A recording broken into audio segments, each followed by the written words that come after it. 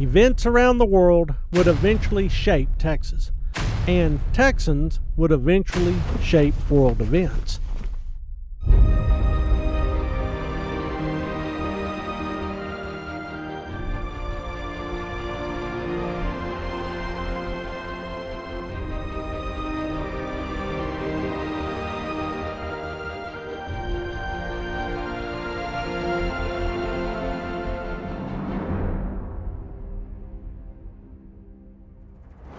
Wealthy Houstonian Edward M. House was already highly influential in Texas politics.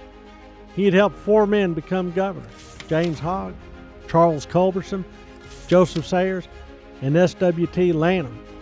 Each had awarded him the honorary rank of lieutenant colonel in the Army of Texas, and he proudly bore the title Colonel House after that. While enjoying success in his native state, he found other arenas for his talents. In 1911, the Texan published an unusual but popular novel, Philip Drew, Administrator, A Story of Tomorrow, 1920 to 1935. His book told the story of a civil war between Western America and its democratic ideals and a conspiracy of rich and powerful Easterners. Drew, the hero of the work, leads the West to victory, then assumes power as a virtual dictator. After restoring justice and democracy to the reunited nation, Drew resigns. Remarkably, the fictional but clearly progressive-minded platform that House presented would later find its way into national law. In 1911, House met and became a trusted advisor to an up-and-coming Democratic politician, Governor Woodrow Wilson of New Jersey.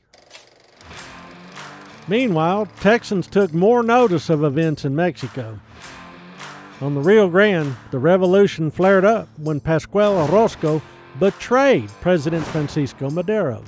Influenced by wealthy hacienda owners in Chihuahua, Orozco changed sides. He and his followers took over Ciudad Juarez and drove the remaining federales out of northwest Mexico. President Madero once again summoned General Victoriano Huerta, whom he personally disliked, to deal with the crisis. Huerta called on Pancho Villa for assistance. The 2 Madero loyalists bickered, however, and Villa ended up in prison while Huerta drove Orozco's army back toward the Rio Grande. U.S. troops responded by closing the international border around El Paso. Huerta cornered the trapped rebels and retook Ciudad Juarez, scattering Orozco's army. On September 11, 1912, the revolutionary leader and a small band of his followers fought their way through a Federale garrison at Ojinaga before crossing the Rio Grande to safety in Presidio, Texas. The revolution was now spilling over the border. Orozco headed to Los Angeles and waited. On Christmas Day, Villa escaped from prison and crossed over the border into Arizona before heading to El Paso to plot his revenge on Huerta. Villa became a celebrity among U.S. officers at Fort Bliss, including General John J. Pershing and Lieutenant George S. Patton. While in Texas, Villa heard rumors that General Huerta was now plotting to overthrow President Madero with the encouragement of American Ambassador Henry Lane Wilson and the approval of U.S. President William Taft. Villa tried to warn Madero, but he was too late. Mexico once again plunged into chaos. On February 9th through the 19th, in what became known as the 10 Tragic Days, Federales loyal to General Huerta systematically destroyed large sections of Mexico City and toppled Madero's government. On February 22nd, assassins killed President Madero,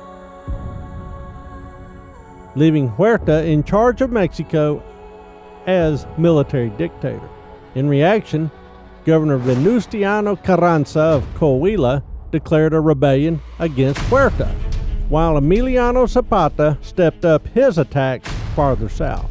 There was a new president in the American White House. On March 4th, 1913, Woodrow Wilson became the U.S. President, and Colonel House of Texas remained one of his closest friends and advisors.